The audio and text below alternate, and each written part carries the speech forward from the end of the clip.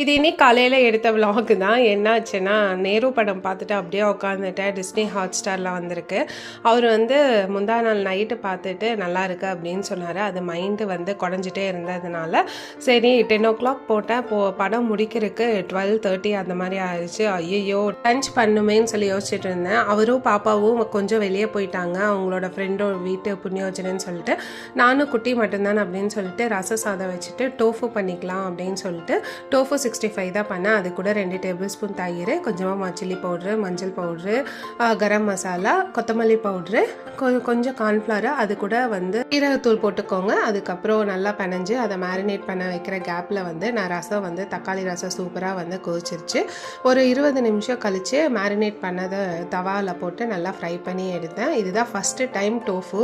இது சோயா பாலில் பண்ண பன்னீர் மாதிரியே இருக்கும், ஆனால் நல்லா தான் இருந்துச்சு. தேங்க்ஸ் ஃபார் வாட்சிங். நெக்ஸ்ட் மினி விலாக்ல பார்க்கலாம்.